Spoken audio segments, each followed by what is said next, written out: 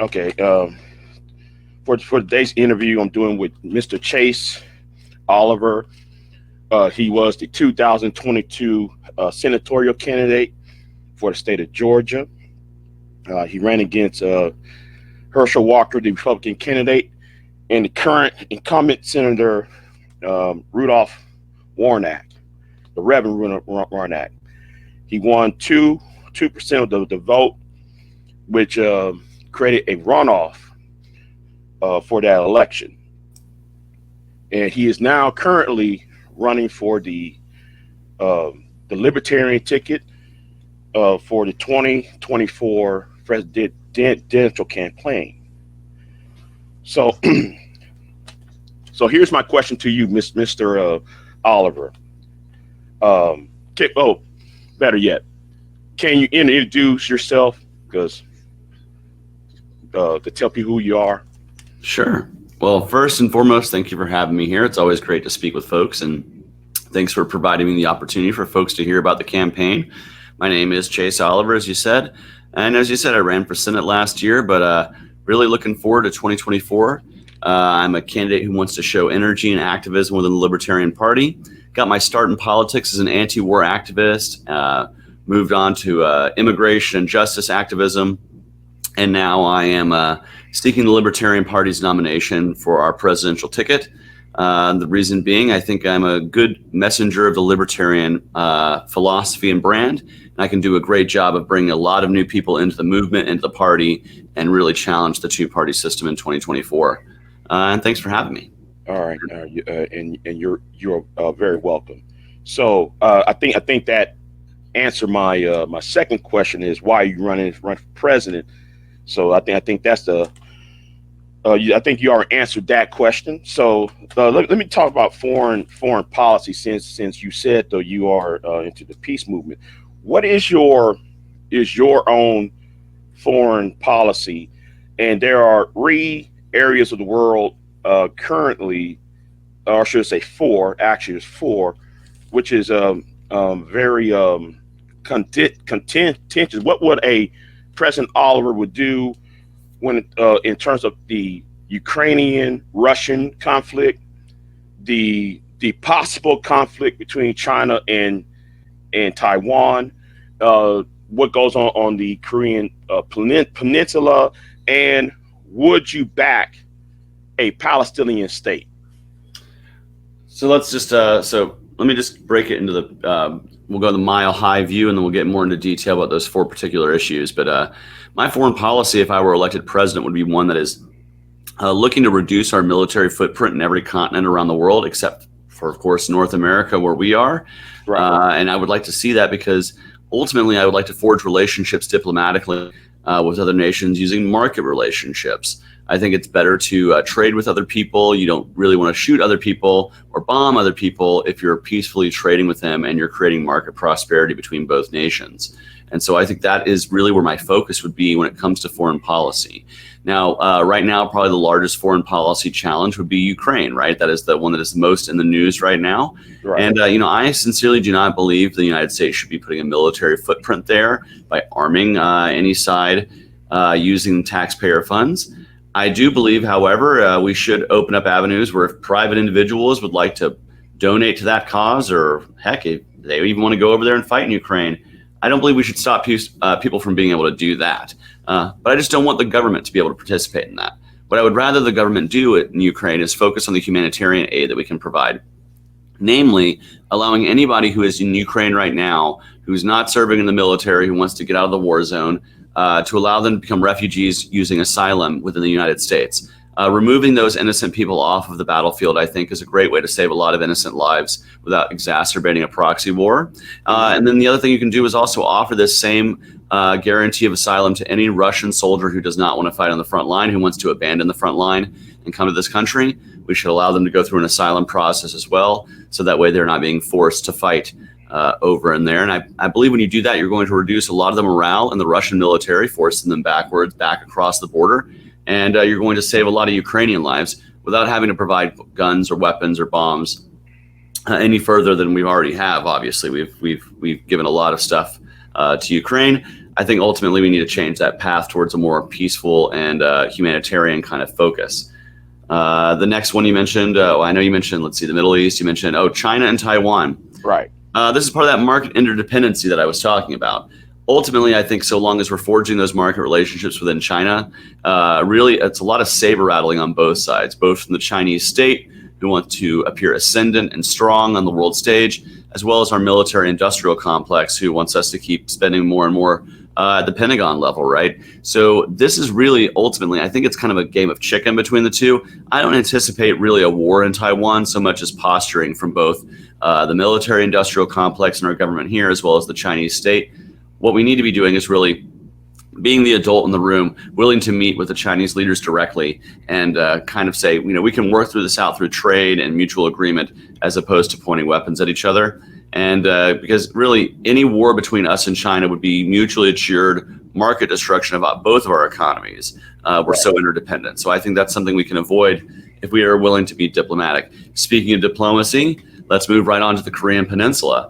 I believe, one of the few things I'll credit with Donald Trump with is that he actually was willing to meet with the Koreans. That's something that his predecessor, Barack Obama, had promised to do when he was first elected in 2008, was to meet world leaders without preconditions, so that way we can extend the olive branch and try to diffuse tensions around the world. I would be somebody that would continue that process. I would be willing to meet with the Koreans, both North and South, or be a broker between the two, to try to foster peace in the region there and ultimately diffuse tensions. We have to keep doing that. We have to keep being willing to talk to those who we might not necessarily agree with. And that doesn't just extend to Korea, that can extend to Iran and other nations. And then lastly, I do believe there has to be some sort of state solution for the Palestinians. That what the details are, that's going to have to be worked out between the two parties there. But I do believe that there has to be some sort of two-state solution, which has been the United States policy for a long time. And I don't believe that there's any other way to really foster peace in the region, though this has been an ongoing conflict for a long time. So it's going to take cooler heads to prevail from both the Israeli and Palestinian sides of things for us to really see that come to fruition. And the United States can be a partner in that effort, but they're not going to be able to take the lead. The lead's going to have to come from those who are really on the ground there and are most affected. The best we can do is to say that we are going to take a hands-off approach in terms of being a militaristic force in the region, and instead try to foster that cooperation. I hope I answered all. I think I got all four of them. And all then, right. Broadly speaking, the foreign policy there. Right. I have a follow-up then. Do you believe that the West giving the Ukrainians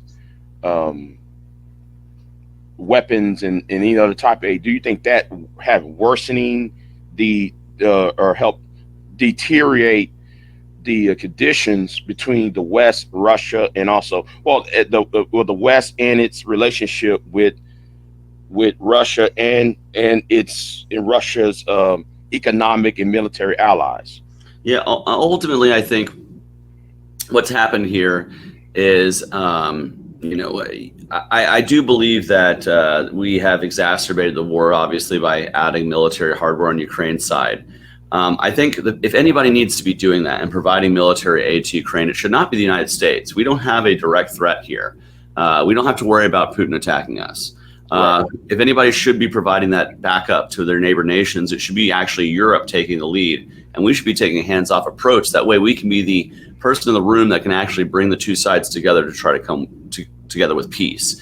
When we arm one side or the other, when we put a thumb on the scale for one side or the other, militarily speaking, in that manner, beyond humanitarian aid and claims for asylum for anybody who doesn't want to fight, which I ultimately believe is the moral path, anything else is just going to create further distance between ourselves and at least one of the parties involved. And if we're going to be somebody who wants to help negotiate peace, we have to be willing to do that. And I think Europe really should be taking the lead there, as they are the nations that are most threatened. I will say this. If Putin's goal was, as originally stated, was to prevent NATO from being on the border of Russia, he's massively failed in his calculation by invading Ukraine. Despite what happened before this invasion happened, it has certainly solidified Europe's resolve. And it has added Sweden to the growing NATO nations, right? And so, if anything, this has been a backfire on Putin's part. I think he needs to recognize that and move back across Ukraine's border and end this foolish war. It's killing a lot of people, but we can't do that, and we can't hold that position and be willing to walk in the room with him if we're arming people. Okay. I'm gonna move on to. Oh, you know what? Let me ask the question I should have asked earlier. Let's speak about your senatorial run in last year in 2022. Sure. Against Herschel Walker and Senator Warmack. I hope I pronounced his name right. Warnock, yes, but yes. Warnock. I'm sorry. Yeah. How was that feel that your candidacy was the world was watching your candidacy, what happened in Georgia and the craziness or the insanity, how some people saw it between Warnock and Walker and the circus. How did you feel about during that senatorial run? Yeah. So when I forced the runoff, I felt really honored that I got to disrupt the two-party system in a way that really created real news and mainstream attention to the Libertarian Party.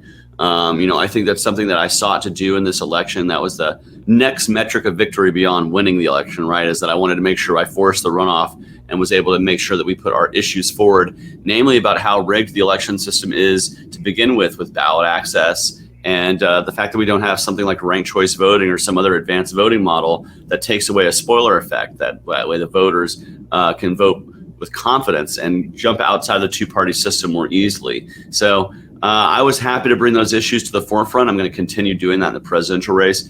But yeah, it was a whirlwind. It was, I'd gotten some media before I caused the runoff. But after I did, it was like a cascade. It was like an avalanche of media. And we've been lucky in our campaign that we've continued to try to continue those media relationships. And we've been getting great.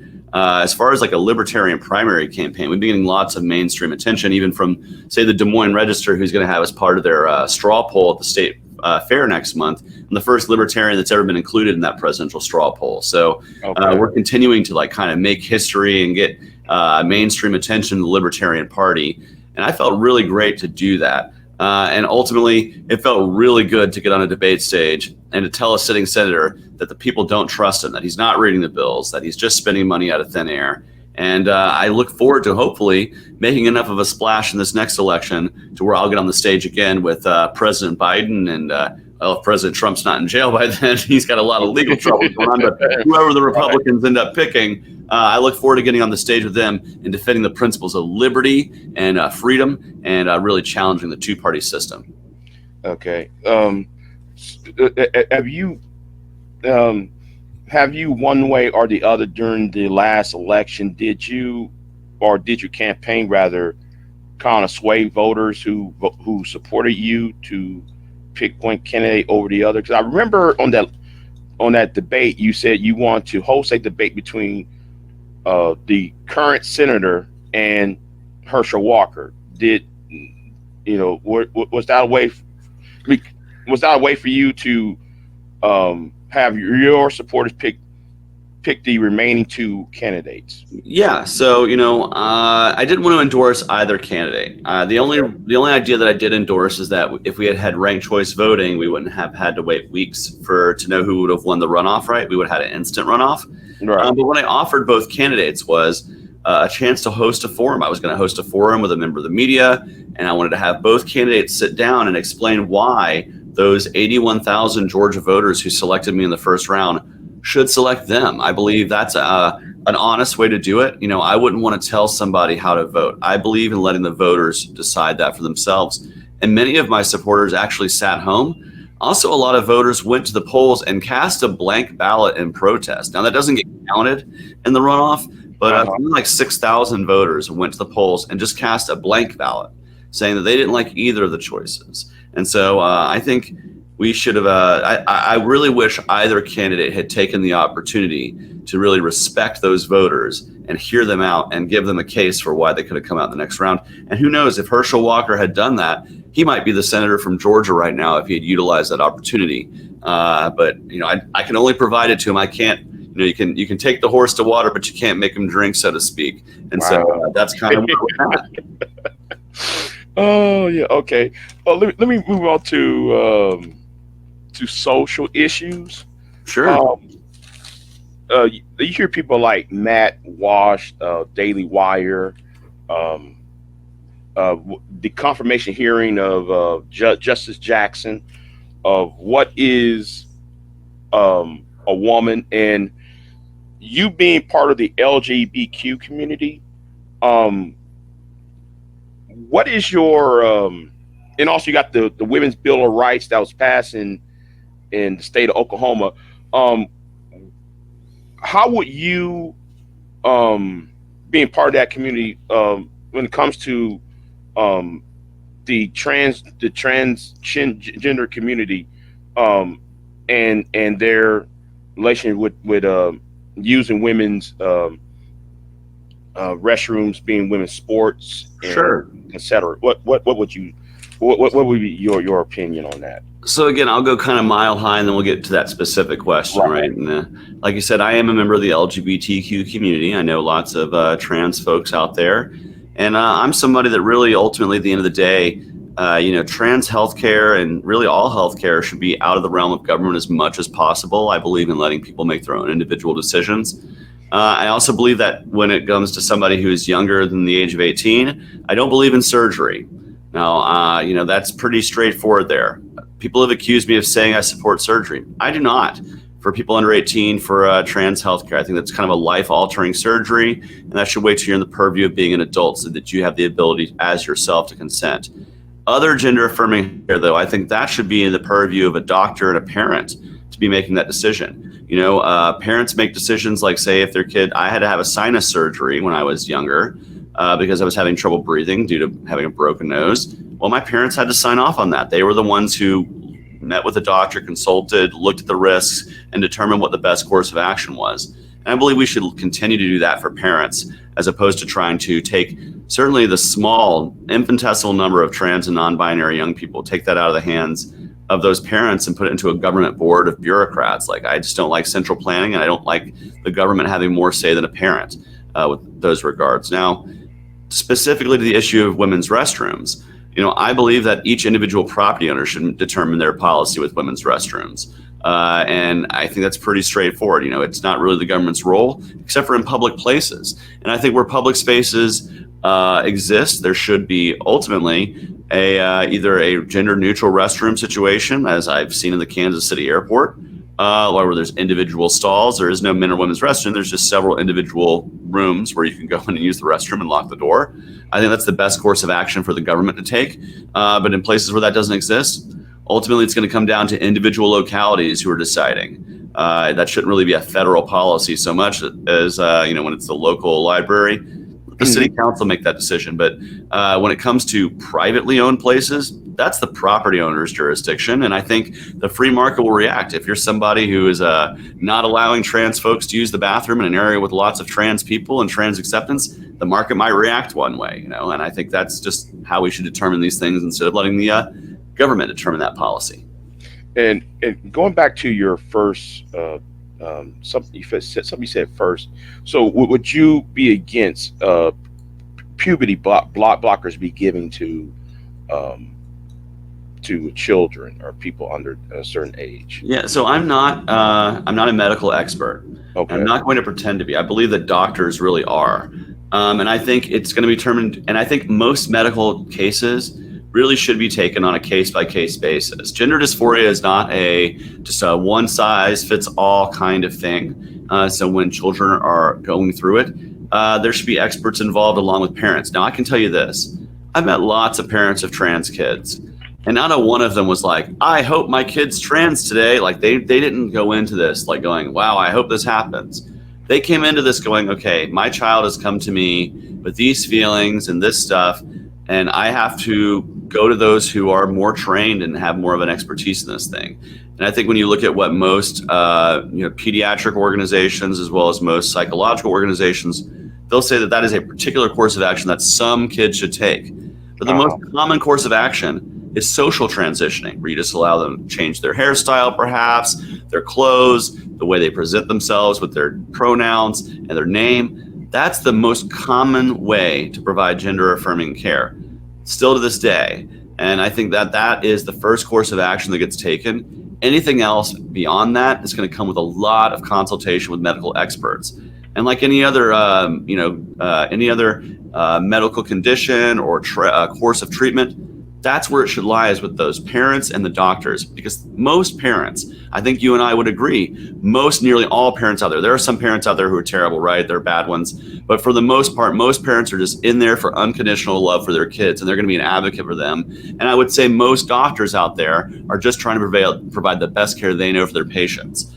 Government is so far removed from that I think that there are a lot of cracks you can fall through when you create just top-down policies from the government level.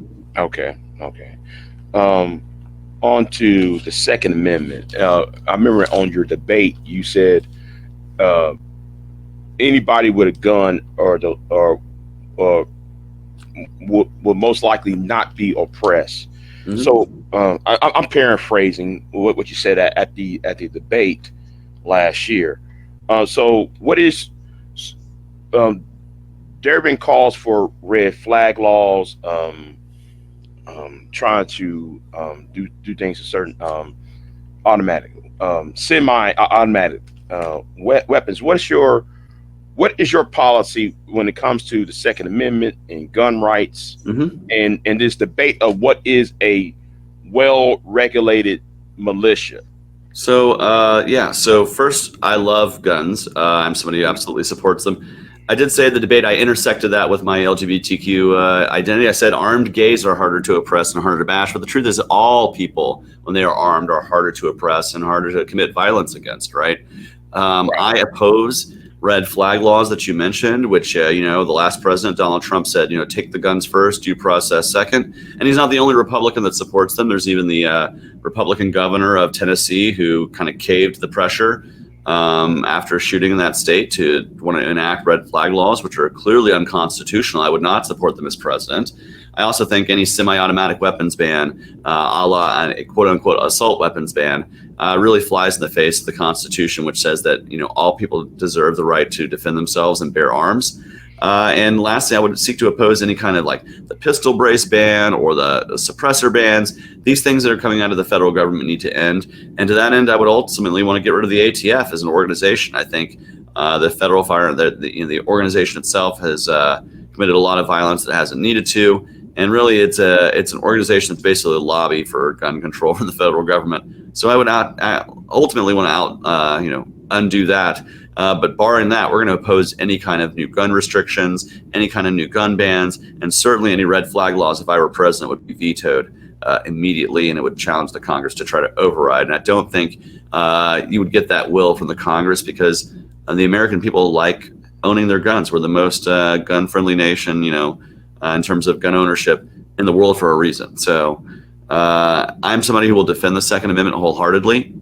And, you're not going to get anybody defending it any more than I would. I mean, libertarians are pretty straightforward on guns, and it's one of our kind of our pillars of our philosophy is that we have to be a check on tyranny, and that check is a well-armed populace, which could compose a militia. So should the government really turn to tyranny, where there is armies marching through the streets, it's the last check against that. So we should instill that virtue and continue to move it forward as we go through as a nation. That's kind of how I feel about guns, and I don't think anybody's ever going to change my mind on them. Okay, can you expound more on red flag laws? Yeah, I think some people are kind of confused.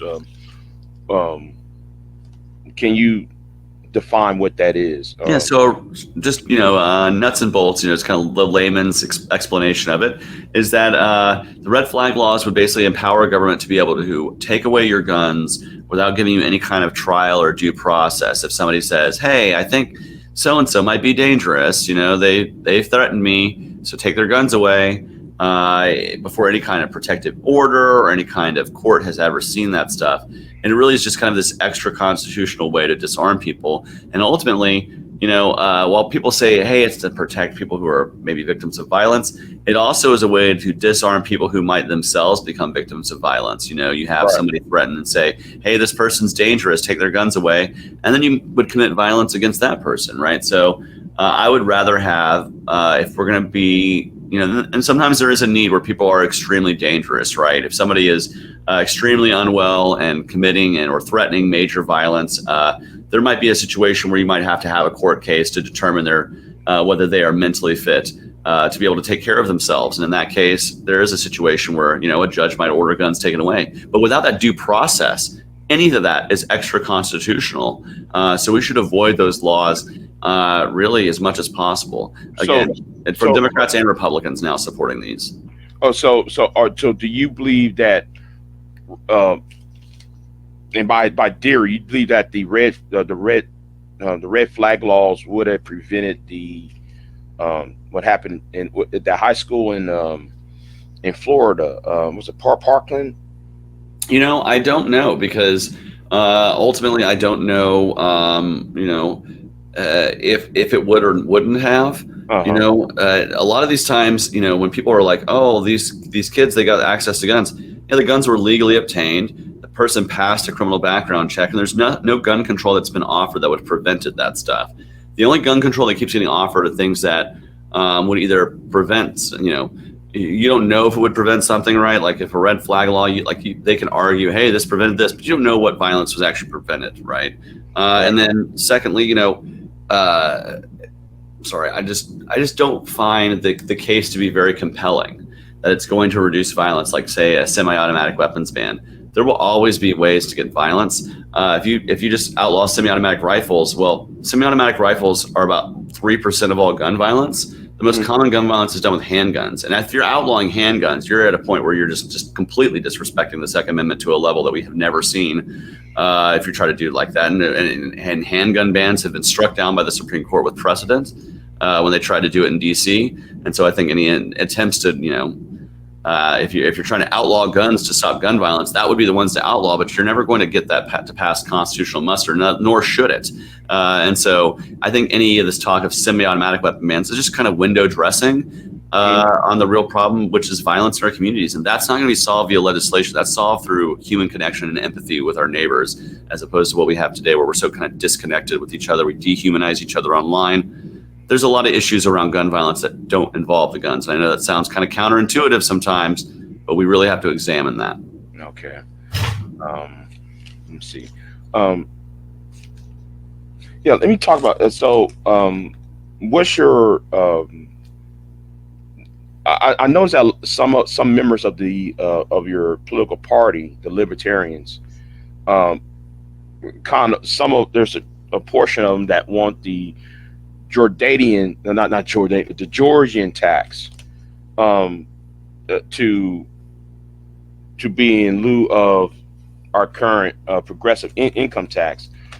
What ideas do you have for revamping or recreating the tax policy and tax code? What would be your you're asking a libertarian about taxes, man. You're ready for an answer here. So Right. I'm what's called a minarchist. I believe in the minimal amount of government just to basically protect our sovereign borders from invasion and to have courts and the system of that to adjudicate disputes between people to protect their liberty. So in the ideal, I would like government to be small enough where it could be funded through voluntary means, where people would just contribute to it so that way their liberty is protected, right? Right. But I don't think we're going to get there anytime soon. So we got to work with the world we're in right now. So if I were elected president and I were inaugurated, I would sign any bill that reduces the tax impact on people. But ultimately, I would be looking to replace the income tax with something that we could replace it with, which would be a consumption tax. That's called the fair tax. Once you get to the fair tax is basically just a national sales tax that replaces all other federal taxation, including the entitlement taxes that are come out of your paycheck. So you would get 100% of your paycheck, and you would only be taxed when you spend. You would never be taxed if you save for a rainy day, but you would only be taxed at the point of purchase, the point of consumption. So the idea being the more you consume, the more you would pay in taxes. And then there's also a built-in prebate to make sure that nobody is taxed up to the point of poverty level. So that way, anybody living at or below the poverty level would pay no tax essentially to the federal government. And anybody that does live above that line as it were set would begin to pay into the system. I think that is a system that works a lot better than the income tax system. But ultimately, we would want to go from there till we reduce our government to such a size that we don't even need that, and it's funded through voluntary means. Okay. Okay. I'm glad. Okay. Since you mentioned the probate, how would that work? What are the thresholds? Yeah. So let's just use round numbers, right? Okay. So let's say the tax rate of the fair tax is 30%, right? And let's say poverty level is we'll use $30,000 as well, right? So the poverty level for an individual is $30,000 a year, and the income tax or the fair tax rate is 30%. If you're at poverty level, really every American is going to get a check every month that is going to cover 30% of $30,000 a year. You're going to get it monthly. So it'll be broken up into 12 installments. And so if you make below that, there's no possible way, based on your income, you could spend and get taxed beyond that level. But if you make a little bit more, you're going to get a lower tax impact. And it basically allows the fair tax to be progressive in a way that the poorest among us are not having to pay into the system. We only pay in once you're above what we would create as an arbitrary line to create poverty level spending, right? You do have to draw that line somewhere, index it correctly, and go from there. And I think that's a perfectly reasonable thing. That the plan's been around for a long time, and I think there's all the kinks can get worked out, but namely, every person in this country would be getting a check every month to cover their base needs and the taxation on their basic needs. And with that, you would be reducing the burden on a lot of people and negating any tax burden on millions of Americans who unfortunately still live below the poverty line. Okay. And my next question is about the southern border. I live in a border state, and I have seen some things in South Texas myself. What do you believe? What's really starting or creating massive legal migration into the United States? How would you stop it if you were president? And what remedies would you give to the citizens that are harmed on this side of the border? I'll stop there because I got enough follow-up questions. Go ahead. Because it's always a big issue, right? So first, you say what's causing the people to come here? What's causing people to come here is instability where they're from, both market instability as well as real violence that goes on south of our border. Much of that is caused by our war on drugs, by the fact that we have created a marketplace for the illegality and black market of drugs in this country. And because of that, there is a lot of money south of the border that is to be made smuggling drugs into this country. And with that money comes a lot of violence that's attached to it, where you have completely controlled cartel areas and people wanting to escape that. And I don't think we can blame people for wanting to escape that. I think if I lived in that condition, I might want to pack up and run too.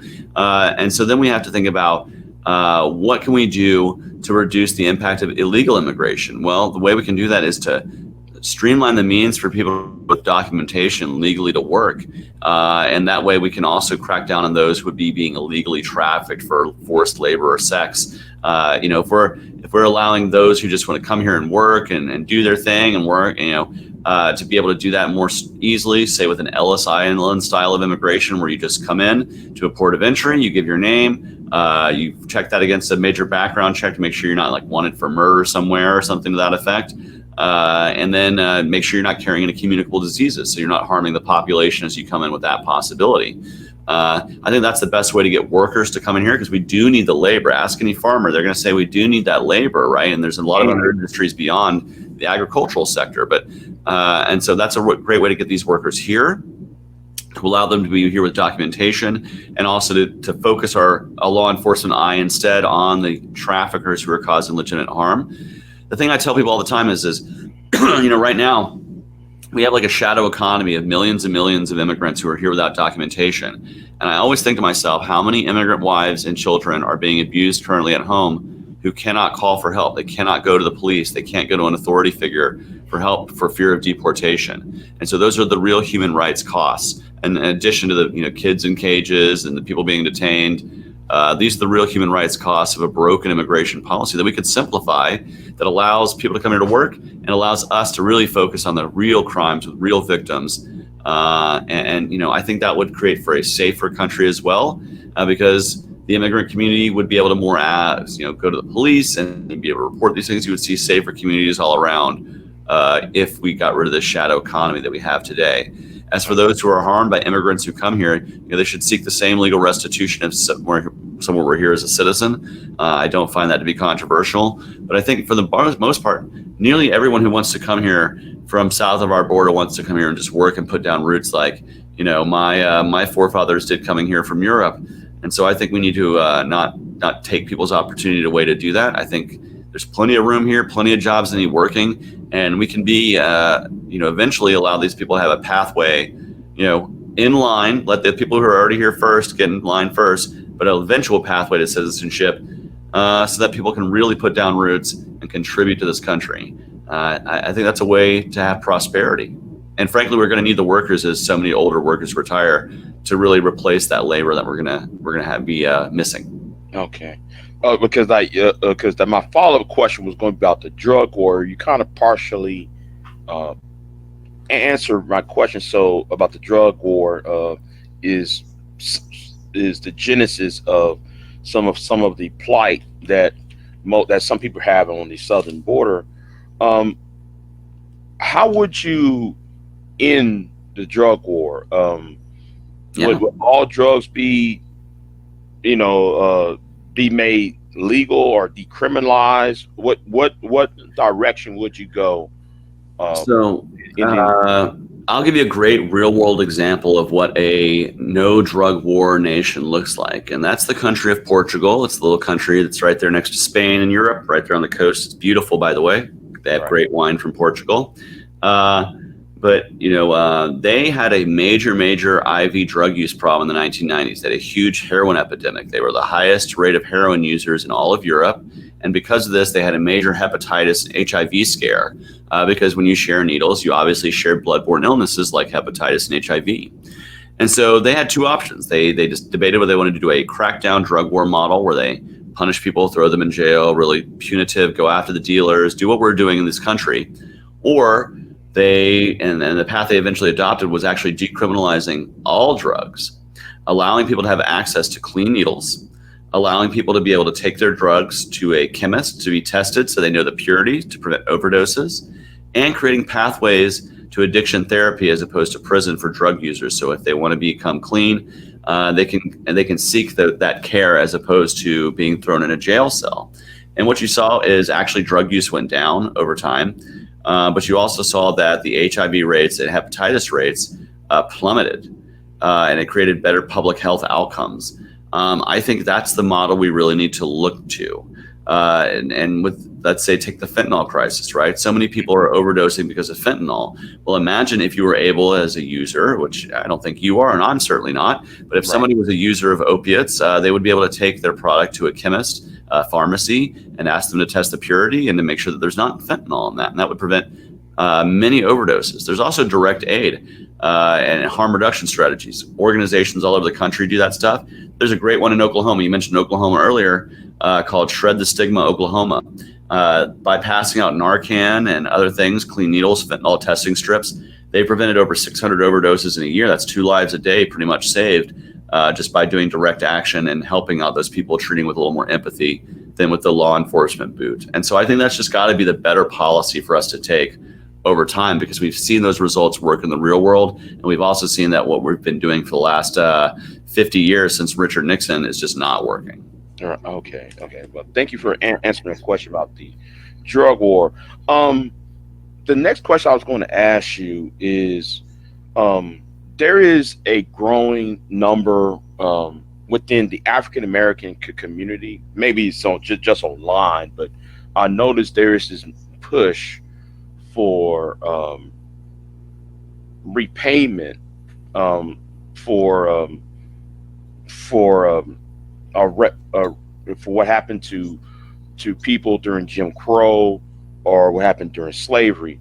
Um, would you? I noticed that there was some talk about it in the Democratic primary against the current your current senator.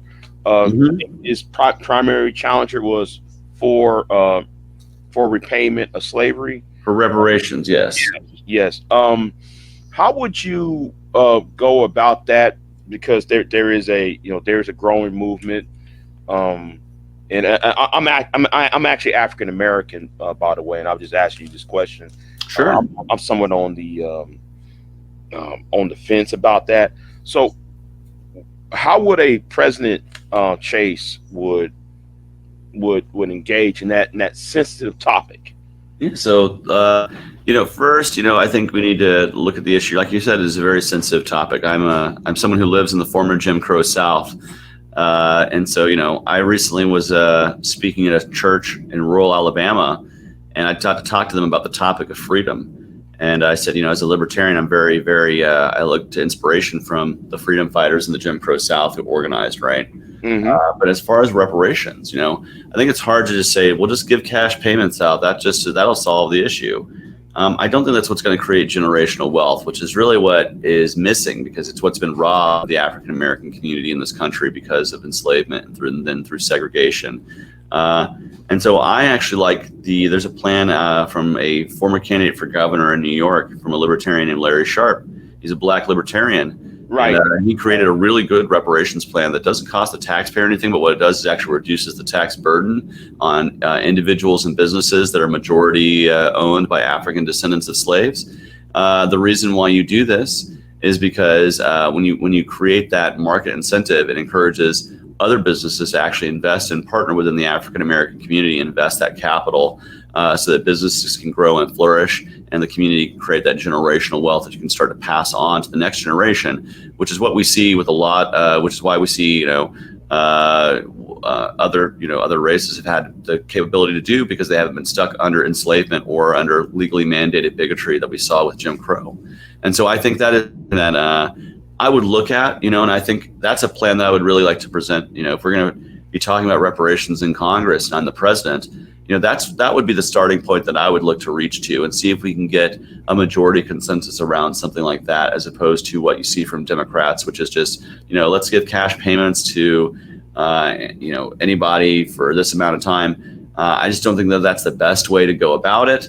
It also is just far easier to create real market investment when you give incentive for folks to invest in black businesses, right? Like if they said, hey, you can invest in business A that's white owned, and you're going to get no tax break, or during this reparations period, which would be a generation, it'd be about 21 years, you can invest in this business that's majority black owned, and you're going to get a really great tax rate out of it. Well, I'd say, I know where I'm going to put my white money. I'm going to put it into a business that's going to provide me the best bang for my buck, and that's going to grow. And that would be investing in black businesses. So I think that is a great way to really also break down racial barriers in the marketplace and encourage real investment in a way that will create prosperity for those who have historically been plighted both by slavery and by Jim Crow and segregation.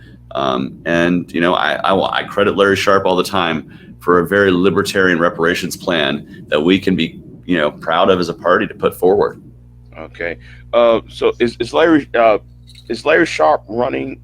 I noticed he was running for governor the last election. I think last year. Is he I don't know his exact plans. I know he's run for governor, and he's also actually run for vice president in 2020. He was one of our primary VP candidates. But he's always staying busy, and of course he's got his own podcasts and stuff out there. But I recommend folks check him out. I don't know what he's going to run for, if he'll run for stuff in the future, but he's always a good guy to listen to, especially for some great ideas that maybe haven't been heard from the traditional political mainstream before. Something like his reparations plan. Okay. You're probably the only currently you're the front runner for as far as I'm looking at it. I have interviewed Joshua Rodriguez late last year. The candidate out of Colorado. I think it's Colorado. I think somewhere in the mountain states. Is there any debates planned for in the near future, or y'all just? Oh yeah, there's going to definitely be. And first, I want to say thank you for calling me the front runner. I don't like to put that mantle on myself, but I will accept it if you want to call it to me. I'm not going to correct you, right? Right. But what I'll say is we will be doing plenty of debates and forums. I just got back from one actually.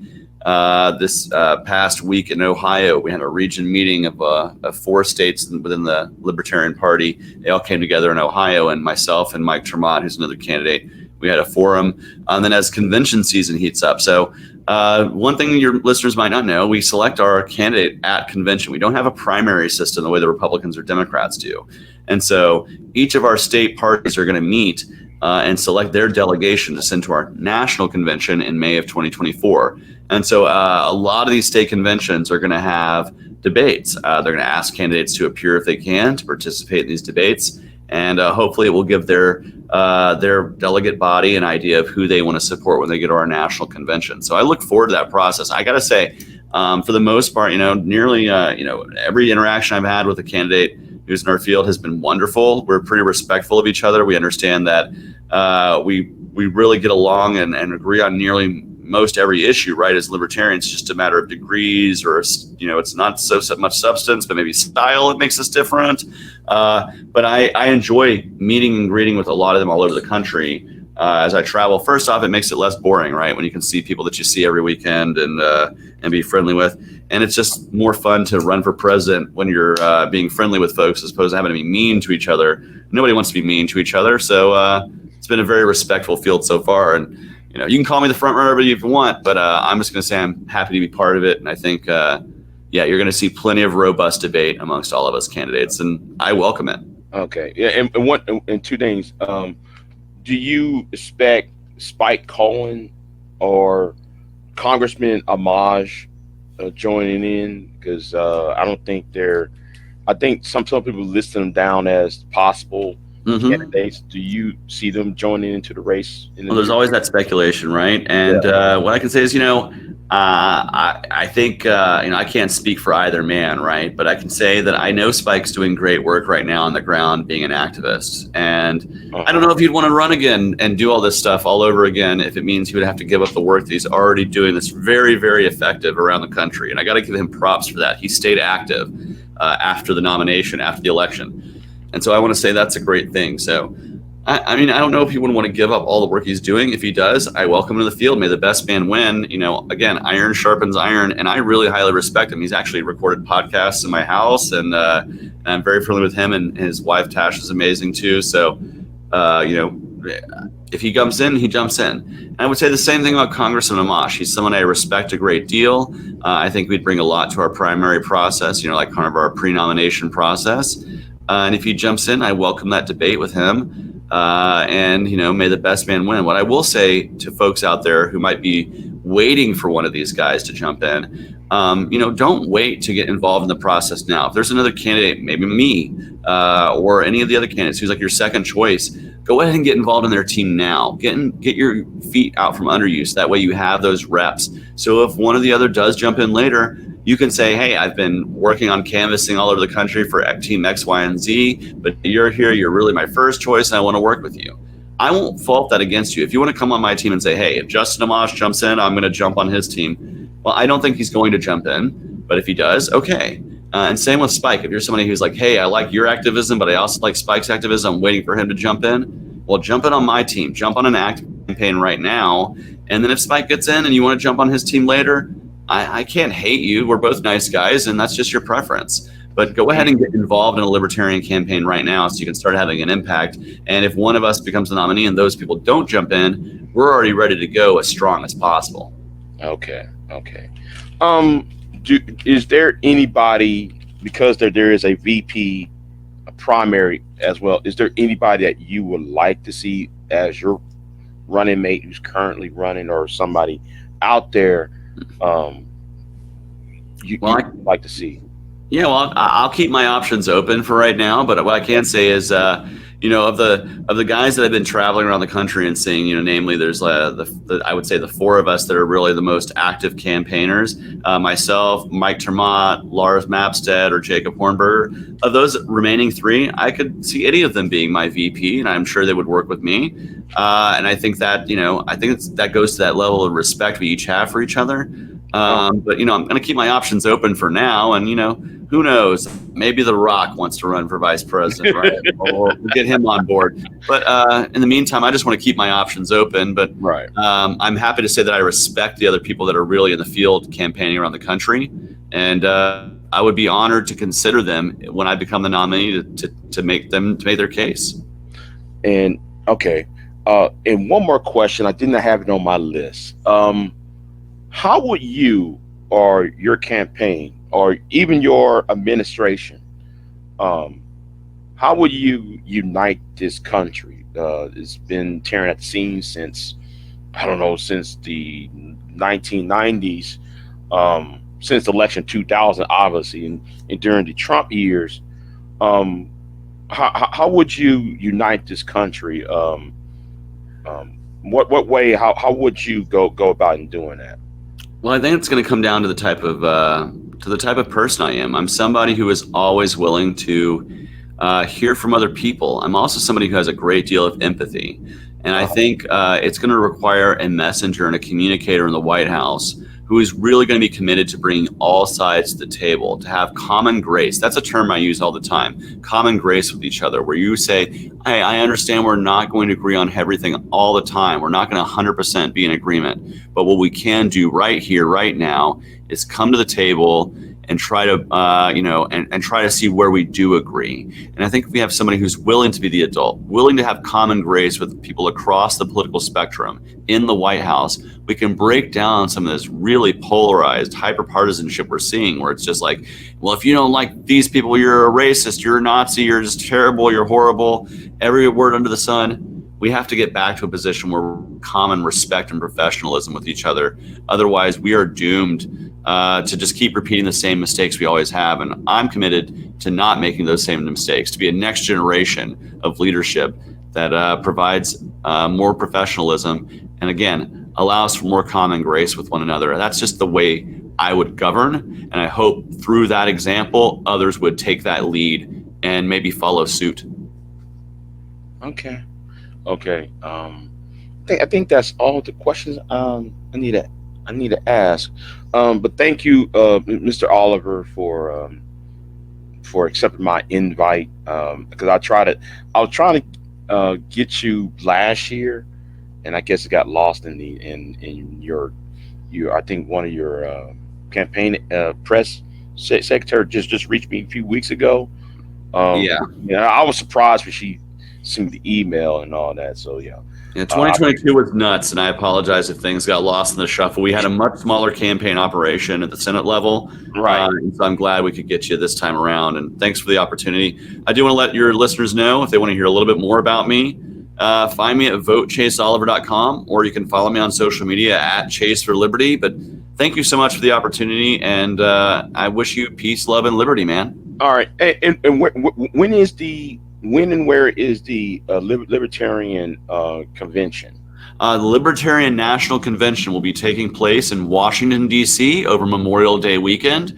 And then, of course, state conventions will start in the fall this year. So if you're in a state, get with your state Libertarian Party and keep on the lookout for that. You'll probably see myself likely traveling all over the country to say hello to you. If you do see me, say hello. But Memorial Day weekend in Washington, D.C., the belly of the beast, is where we'll be having our national convention. And so let's stick it to the two parties out there, have a great time, and elect some great libertarian candidates to be our nominee. And I hope I'm the presidential nominee there. Okay. All right, sir. I appreciate it for you coming by, and I wish you on your best luck, and yeah, tomorrow, you know, this coming year gonna be a messy year for this country. So thank you for coming by, sir. So I appreciate it.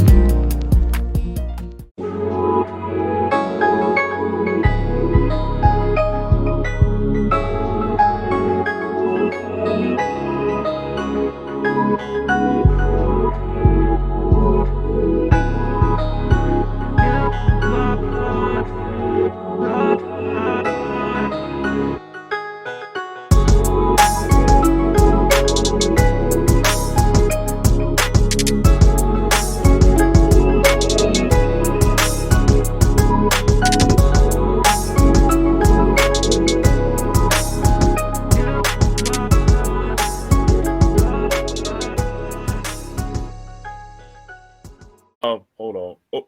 Okay, we're live. All right. Coming today is Marcel Dixon, the candidate for the United Citizens Party for the congressional 6th district of the state of South Carolina. Good afternoon to you, sir. Good evening to you.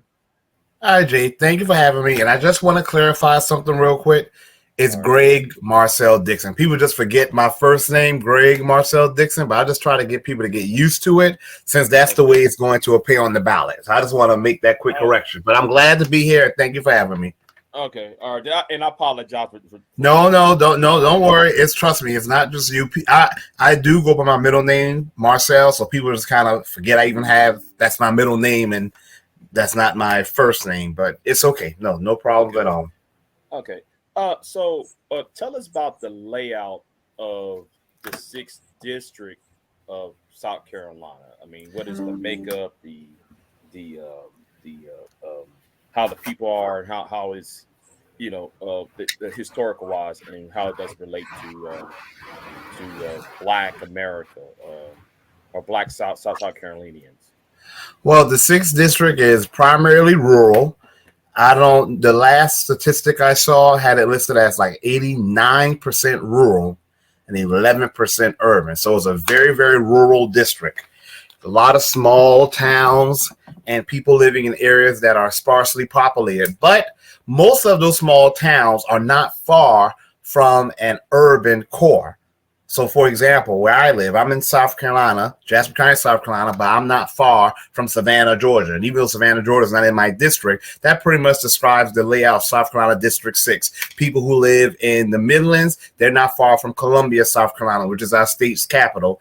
People who live in the PD, they are not too far from Charleston, as other people who live here in the Low Country are not too far from Charleston. So it's very rural, and we have 3 main cities: Columbia, South Carolina, which is our state's capital; Charleston, South Carolina, which is a hub for tourism; and we have Orangeburg. Now, Orangeburg is a city that is suffering from a lot of blight.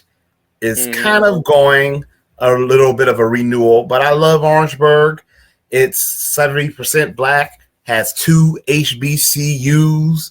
I mean, I look at Orangeburg and still has affordable land, and I'm like, this could be the perfect place to make a new Black Wall Street. But that's pretty much, and the people, it's majority Black, but barely. But I don't trust the census. No one, but especially, Black Americans, us as freedmen. I'm going to use the term freedmen a lot, meaning Black Americans who are descendants of those who were emancipated here.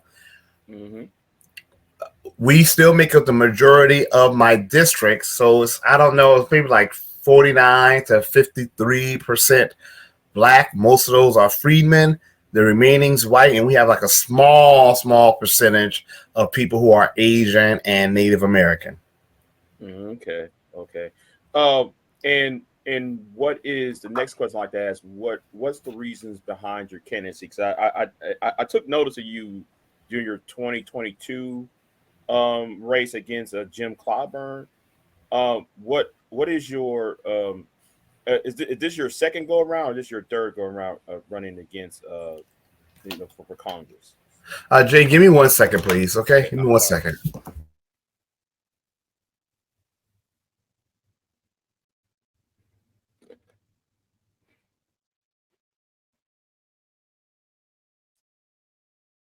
Sorry about that. I had somebody came to the door. Oh, but okay. The thing that really motivated my run, there was a multitude of things, but one thing that I just felt was unforgivable is James Clyburn, now going on 32 years, has been the representative for South Carolina District 6. And we are the sixth poorest district in the United States of America out of 435 districts total. There is no excuse for that. Now, people like to say, well, the Republicans run South Carolina. Okay, they suck too. They're awful as well. But that doesn't excuse him. He can't use that as an excuse. He's been collecting a paycheck to represent South Carolina District 6. So people give him credit for the good, whatever that is, that he does for the district. So he has to take responsibility for the bad. So he can't get credit for the good. And then we talk about how the district is almost the poorest place in the United States of America. That's not his responsibility all of a sudden. So that was one thing. Number two, I feel that every person has a right to be self-interested and to ask how a certain policy is going to benefit their demographic specifically. And I feel that there's nothing wrong with being self-interested. Of course, you don't want to do things to harm others, but you want to find out how someone in a position of power is going to benefit you. James Clyburn is a freeman. He's a descendant of those who were enslaved and emancipated here as well. And yet, you look throughout his history, legislatively speaking, he's done nothing legislatively to specifically help his people. In South Carolina District 6, the average income is like $56,000, but for freemen, the Black Americans who live here, it's like $29,000. That's far lower than what the average income is in America, which is like $66,000. We have land theft going on here at an insane rate. Overall, Black Americans have had 90% of our land stolen, like 15 million acres. And that's just starting from the 1900s, or 1900 to 2006, I believe, or 1999. I can't remember the end date. So that's just counting for that time. But South Carolina is ground zero for Black land laws. James Clyburn wrote a bill for the Catawba Native Americans used to enslave freedmen and who were slave hunters. He wrote a bill for them to get land and special protection, recognition, justice, and privileges, but nothing for the freedmen people who live here in this area, the Gullah Geechee people, my people who live along the coast, to get land or to address our issues. So that's one of the reasons why I ran right there. Okay, because like on your website, I'm looking at the reparations formula. You said that your plan for the loss of land, because you just brought the loss of land. You said there was $30 trillion had to be paid. Is that the correct amount what you're planning for loss of land? That's what I want to allocate to the Freedmen's Bureau to help deal and compensate us for the loss of land. Because my plan also calls for land grants. Land grants, and you said each descendant of American freedmen will receive a bond of amount of 2.8 million. So that is a direct cash payment aspect. At my formula as of now, we'll see every eligible recipient receive $2.8 million in cash, but you won't get that all at once. The federal government does not need our tax dollars for spending. That's a lie they teach us. Some of us believe it. A lot of people believe it, but it's a lie, and I'm not going to change my position because a lot of people believe it's a lie. However, the federal government, even though it's not limited by tax dollars, the federal government does have to account for inflation.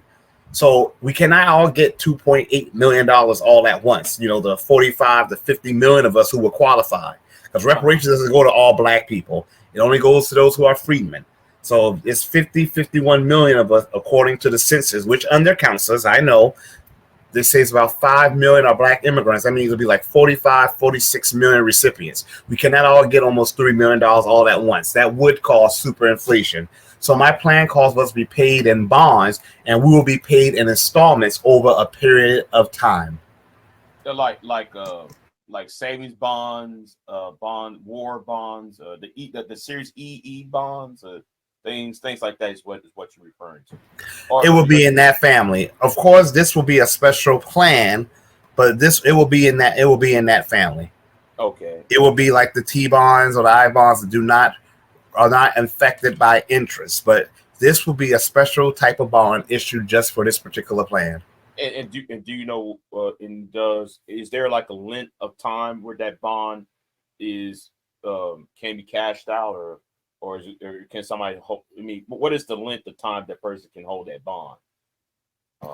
Well, the bond will be theirs indefinitely, and the way it's supposed to be, we're supposed to get green dollars every time we're paid. The value of our bonds will decrease. So we have 2.8 million in bonds, and we will be paid. Don't quote me because I haven't looked at my plan around. Like $15,000 a month. Obviously, every time we do that, then we lose $15,000 worth in bonds. So the bonds will be cashed out immediately. Now, if a person wants to give their bonds or their yellow dollars to a relative or whomever, they're free to do that. But that's the way the plan will work. Okay. The bonds will be cashed out immediately upon you receiving your payment. Okay, because like on later on, you said you want an additional 200 billion for establishment of a new Freedmen's Bureau. That will include the land grants, and that will also include a budget. Because the idea is the Freedmen's Bureau needs to be around for a while. So that will hopefully give the Freedmen's Bureau the time it needs to be able to oversee all of the programs that we're going to do that's going to come with the payment of reparations. We definitely need our cash, but it's cash and then some more. Oh, okay. And because I have my own opinions about the Freedmen's Bureau, and my own opinion is I wanted the Freedmen's Bureau to be refunded because it's still in the law. It's still in the books. As my research, based on my research, it still exists, but it's not been funded. There's no money in it. So my idea for Freedmen's Bureau is let it become another infrastructure bank of sorts, and where the profits will go back to every African American freedman person. Is that something similar, or you just want the Freedmen's Bureau to just be an entity where it's just there to not just make money and filter out the proceeds to the descendants of slavery? Is just another structure that funnels money back to the freedmen people, the descendants of slaves. Because that's how you. The Freedmen's Bureau will serve as an administrative center. Whenever you have a reparations program, when they were paying the intern Japanese or their children, in the case that they were deceased, they set up a department just for that. When they were paying the Guamanians, like in 2016, or 2015, 2016, they set up a department to handle all issues related to that. Native Americans who still get paid reparations, aka settlements, they have tribal governments that handle all issues pertaining to that. Whenever you do reparations, it has to be an administrative entity that's going to handle all matters pertaining to that. When the Freedmen's Bureau existed, it was primarily to serve freedmen.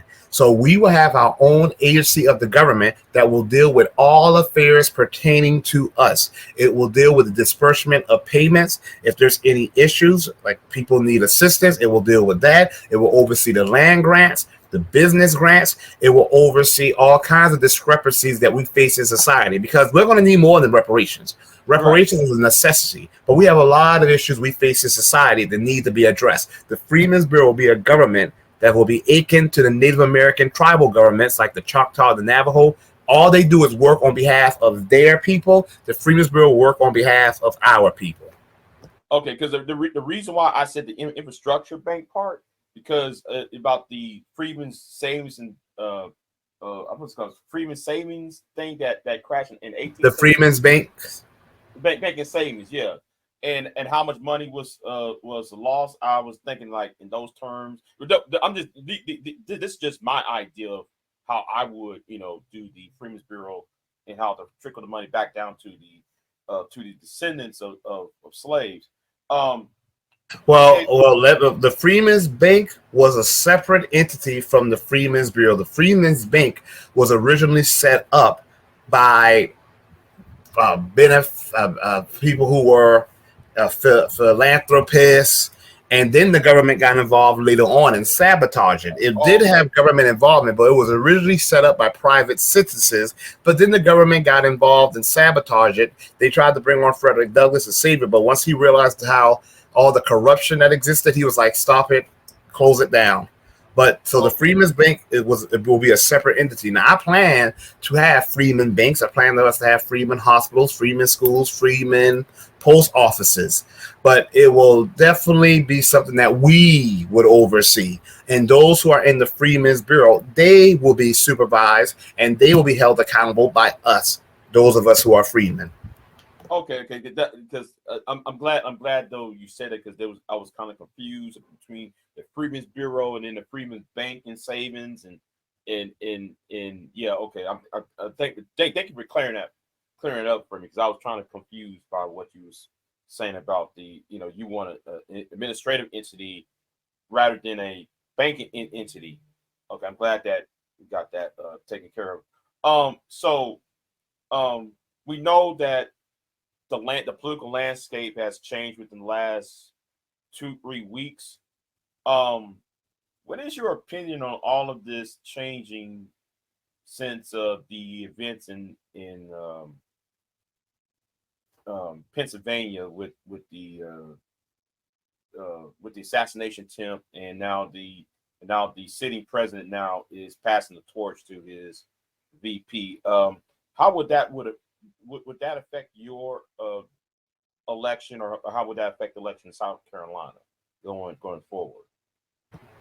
I don't know how it impacts the election in South Carolina, because South Carolina is definitively going to go for Trump. I mean, this is Trump territory. South Carolina is more entrenched in the Republican hegemony than Georgia or North Carolina. So South Carolina is going to go to Trump no matter what. How it impacts me? Well, I'm going to keep with my activities irrespective of what happens, on the presidential level. But the Democratic Party is now in a weakened state. Okay, Joe Biden was already barely pulling ahead of Trump when he was not polling behind him. There were some polls that would show Trump ahead. There were some polls that would show Biden ahead. But when Biden was ahead, it would be barely. And I don't understand, polls are not a perfect science. You really don't know who's going to come out until the day of. However, Kamala Harris has been polling lower than Biden. And right now, there's some excitement and enthusiasm behind her, but nothing lasts forever. And what you really need to look at is how she's going to do 2 weeks from now. Because eventually the excitement and enthusiasm is going to wear off. People are going to want to hear policies. Well, I know that's what I want to hear. So my attitude with Trump, RFK Jr., now Kamala Harris, if she becomes the Democratic Party's nominee, I'm going to expect policies from both of them. Now, I'm more aligned with Trump because he's against this mass immigration invasion that we are experiencing.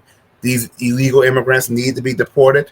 Corporations hiring them need to be penalized. If the people who are in charge probably need to be thrown in jail, and politicians incentivizing it need to lose their seat, and they perhaps need to face judicial action and judicial consequences. But I'm open to talking with any candidate's team. I've spoken with people who are on RFK Jr.'s campaign. I have spoken with people who are on Trump's campaign and who have a connection to Trump's campaign. And we'll see if anyone from Kamala Harris's campaign is open to hearing from me or those who are like-minded, the reparationist crew. Because yes, reparations is my main thing. I have other things like with Trump, it's mainly mass immigration. Kamala Harris seems to be open borders, but I still would like to hear from her and see what she has to offer, which I'm confident will be nothing, but maybe I'm wrong. Okay, so and what is your opinion on because speaking about the Democratic Party and it's imploding on itself or on the verge of imploding, with the Arab American the whole Israel Gaza war, do you think though I know this had nothing to do with your district, but how do you think that would pan out coming in 2024? I mean, that's mainly something that these liberals, quote unquote, and progressives, quote unquote, they've been rallying against that. And yet Kamala Harris is seems to be just as invested in continuing that conflict over there as Joe Biden. So a lot of those people are hypocrites. They talk about, stop the genocide, and yet they're going to vote for someone who seems just as invested and just as much dug in for what's happening over there to continue as the person she may very well be replacing on the ballot. So they're hypocrites. I don't think it's going to have any impact at all. I think there's a segment that's going to really hold out their vote or vote third party. But I think by and large, the Democrats are showing they're just as hypocritical and just as weak as I've always known them to be. So I don't know what impact that's going to have. I do think it will have some. I do think it will have some, especially among the Arab community. But I mean, how big is the Arab community here? That's the thing. I mean, I don't know if it's going to have enough of an impact to make a significant difference in the Democratic turnout because, and this is just me taking the perspective of people who say there's a genocide, which I believe what's happening over there is awful. But I don't speak about it a whole lot because nobody speaks about the genocide that's done to Black Americans, freedmen. So I'm returning energy nowadays. But I do think what's happening over there is awful. Right. However, I feel that if people say it's a genocide, right? They say it's awful. They say what's happening over there needs to change. And yet, some people who were just saying those things 2 days ago are now saying they're going to vote for Kamala Harris, who has not shown any change from Biden in regards to that issue over there. So you are okay with a genocide as long as a supposed Black woman, that's what you consider her, is in charge. It's a lot of hypocrisy. So I don't think that's as big of a deal as a lot of these people are pretending it is. Okay. And you had just said though you're willing to share things with Trump and things you agree with President Trump on. So I'm sorry, I have a hard time hearing you. Can you say that again, please? I'm sorry. Oh, let me cut this off real quick. It says that like you said earlier that you are. My mic is up. That you are. That you agree with Donald Trump on things. Can you hear me now? Okay. Yes, I hear you. Okay, good. I don't know why my mic, I don't know why StreamYard lowered my mic for some reason.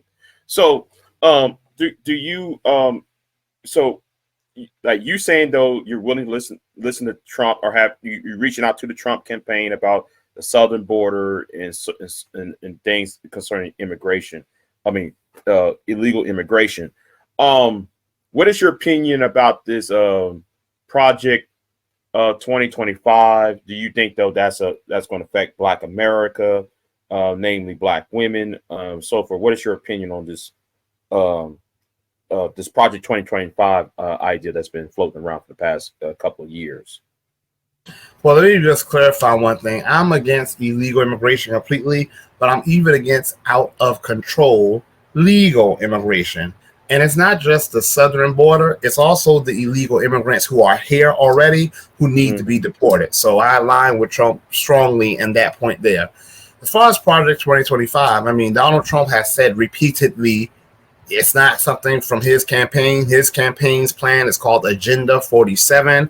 Project 2025, he's even said some of the things that he has read of that plan is extreme and ridiculous. So he has disavowed it. Project 2025 is just a revision of something that the Heritage Foundation has been pushing since 1981.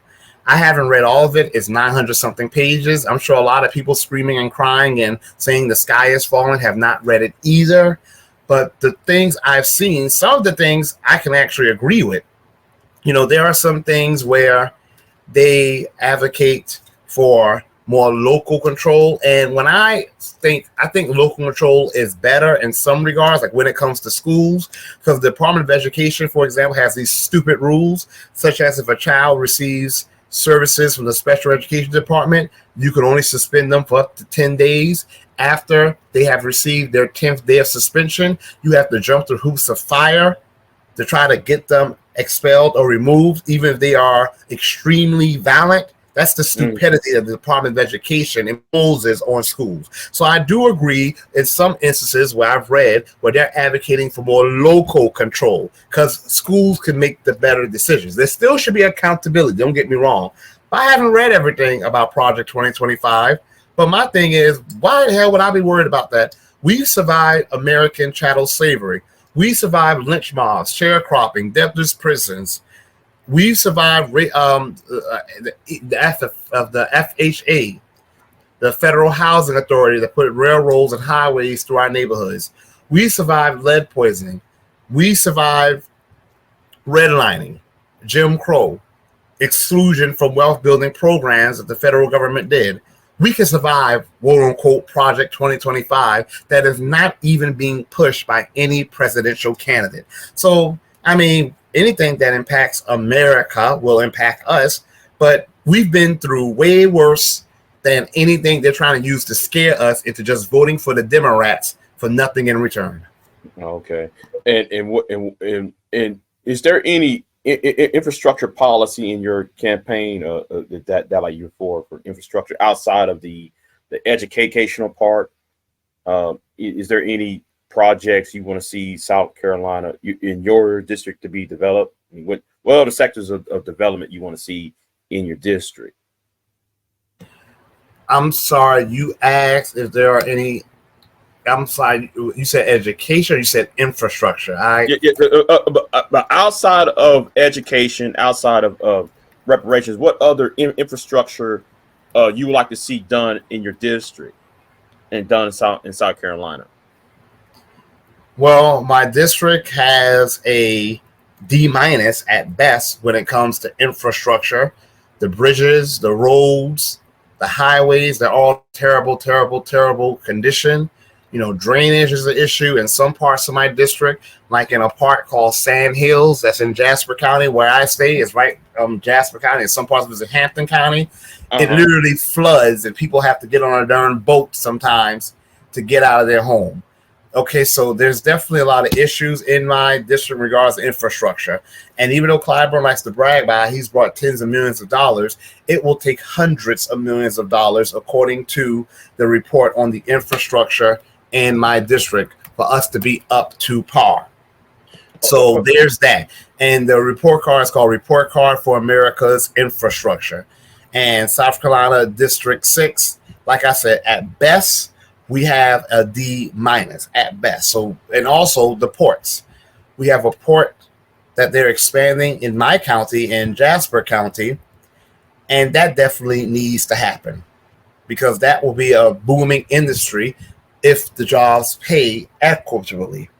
One thing that I'm looking to bring as far as infrastructure and clean energy is I want my district, which is largely coastal, to explore tidal energy, which is energy, massive amounts of energy that's generated by the rising and the lowering of the tides. It's largely unexplored, and yet here we are by the Atlantic Ocean, have all these riverbeds. Tidal energy has been shown to be very clean, and one thing that's going to happen, the tides are going to rise and the tides are going to subside. Even puddles, rain puddles, have tides.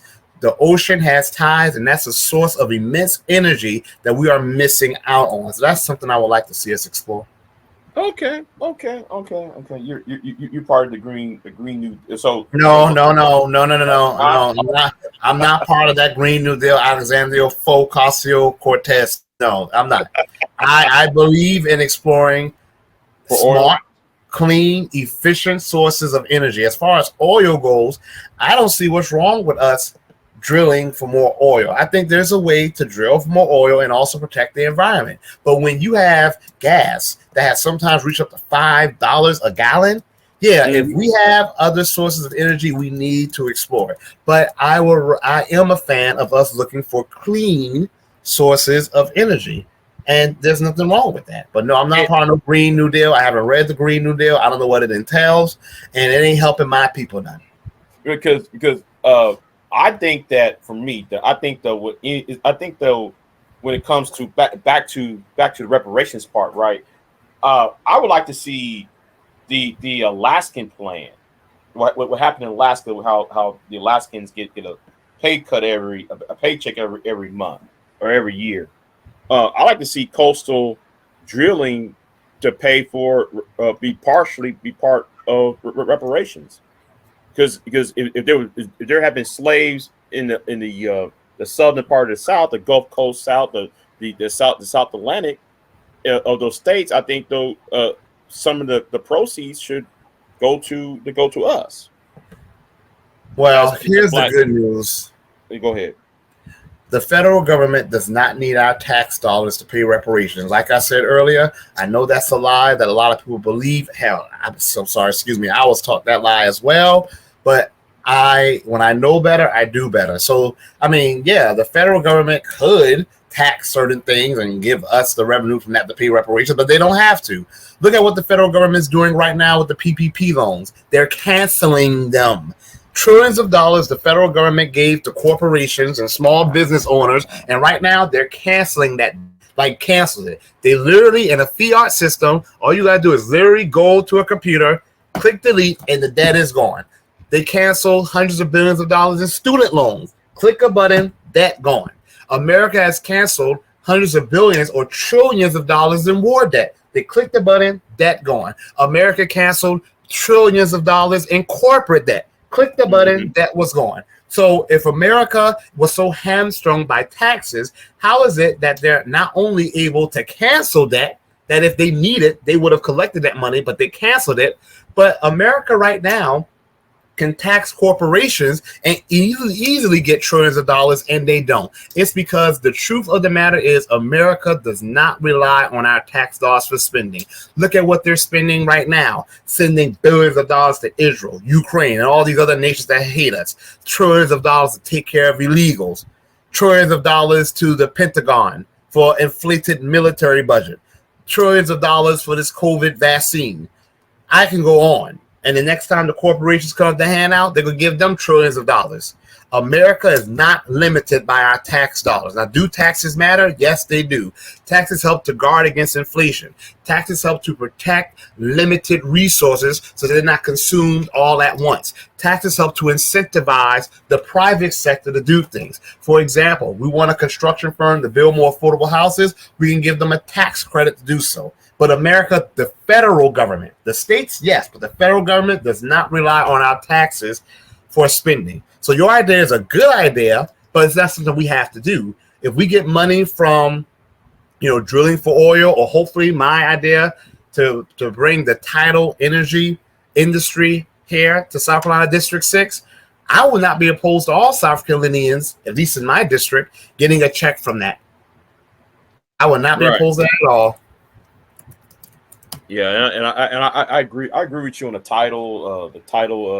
To call it the title where you get energy from the tidal wave, the ocean tides every month. I forgot what it was called. Tidal energy. Tidal energy, yeah, and so forth. So next question I want to ask is, are you going to be invited to any of the debates? Or is Jim Clyburn having debates with any of his opponents this year, or he's not going to be showing up? James Clyburn hasn't had a debate since 1996. So really? If we're waiting for him, yes. If we're waiting for him to host a debate and invite us, we're out of our minds. I am trying to get a debate launched. It's me, little old me.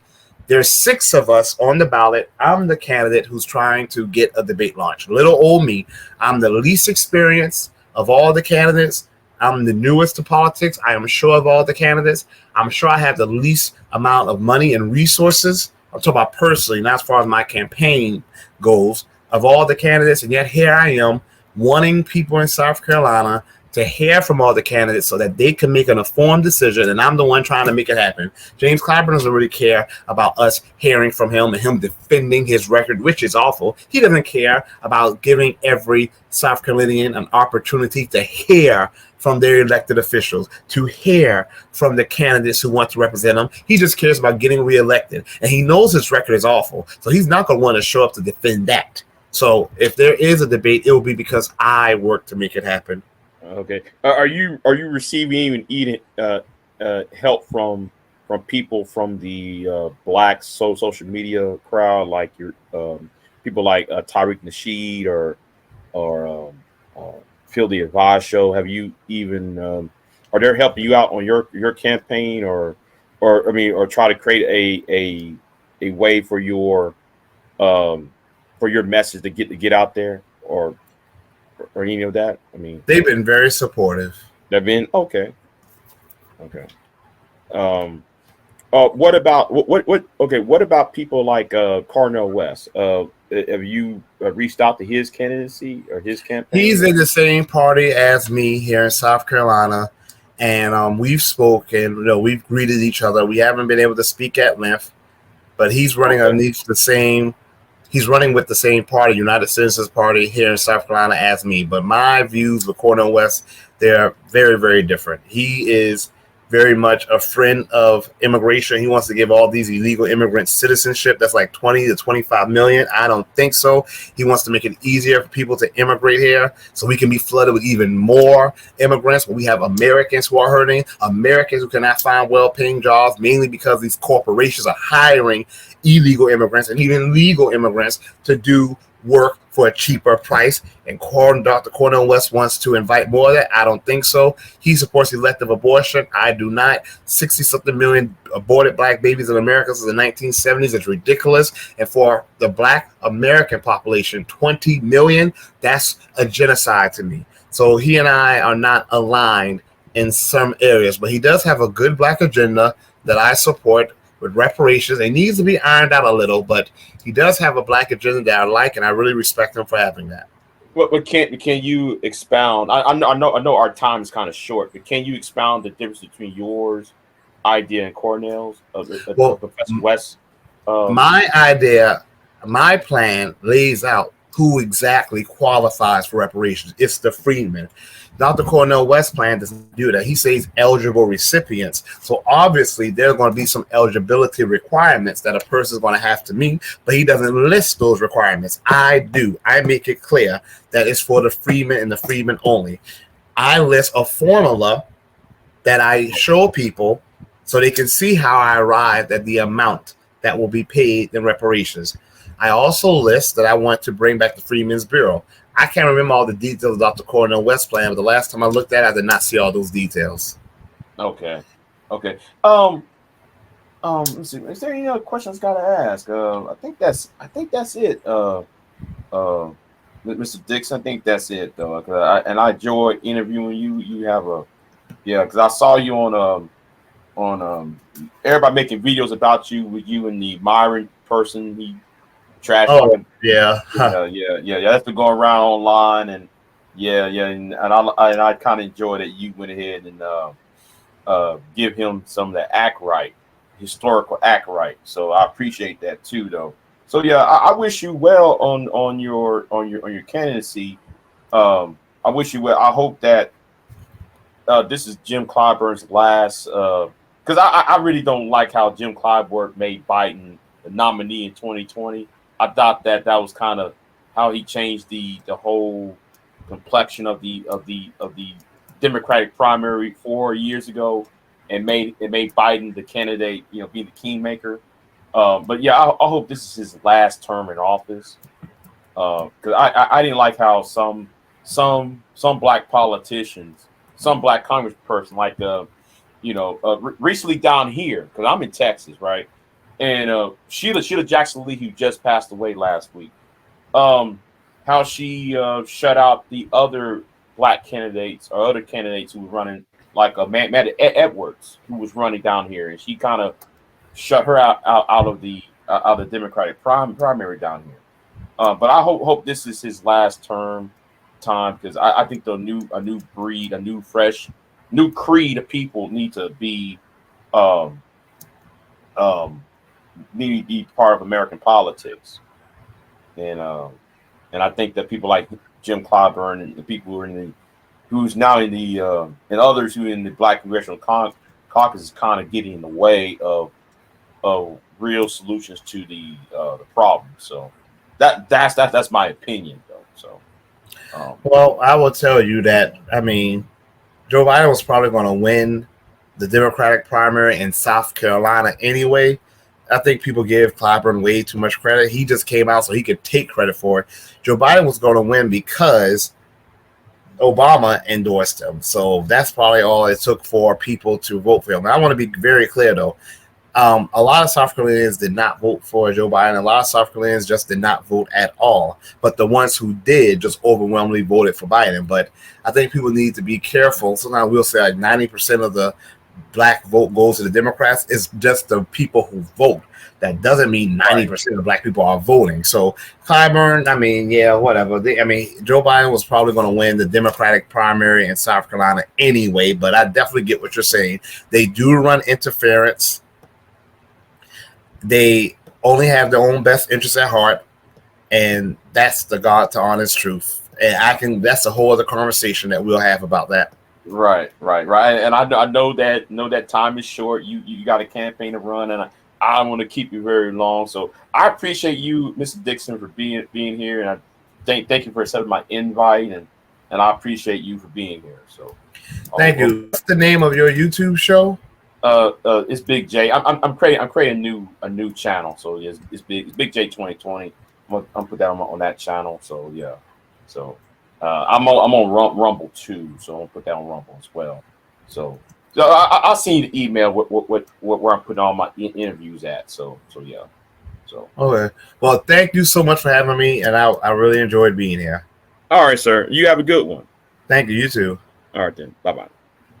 And this concludes my interview with Greg Marshall Dixon. Y'all have a good one, y'all. See y'all next time. I'm